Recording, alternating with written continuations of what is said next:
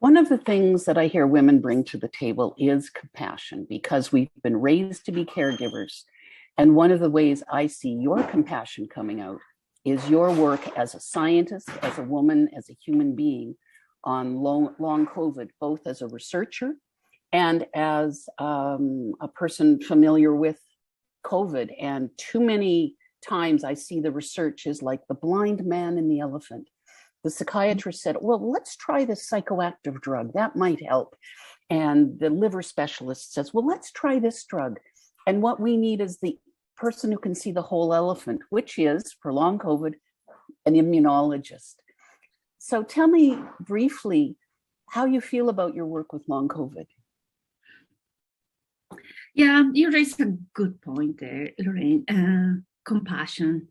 And so many people perhaps would like to have this empathy, but they didn't go through the journey of being a patient themselves. So unfortunately, I almost lost my daughter against an autoimmune disease. And it was a horrible journey. And having my daughter kind of like having seizures and like stop breathing in my arms, at this point, bring all this maternal instinct in me trying to save her. Since then, also that changed my life, changed myself.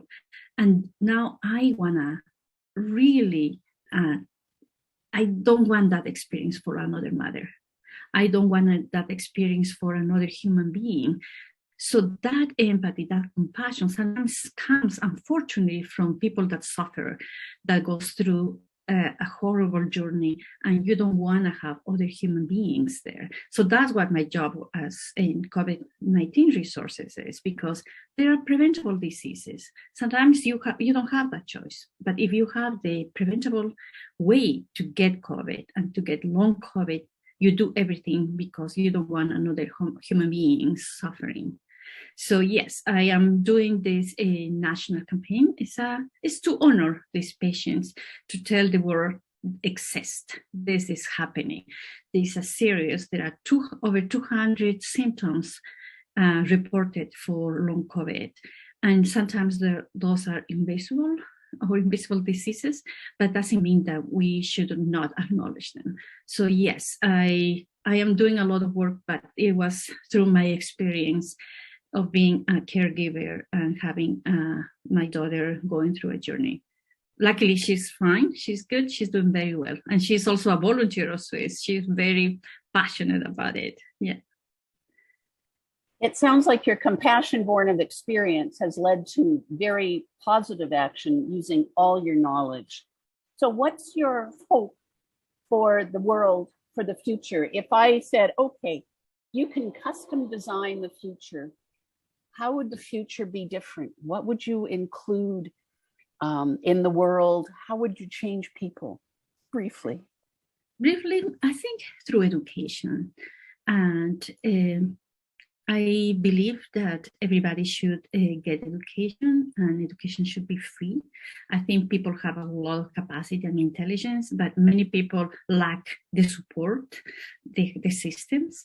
So I advocate for free education. I myself travel to get to go to, we say, Africa or countries that they don't have the resources. So I teach, and so I try to, even through my platforms, always try to teach and give education.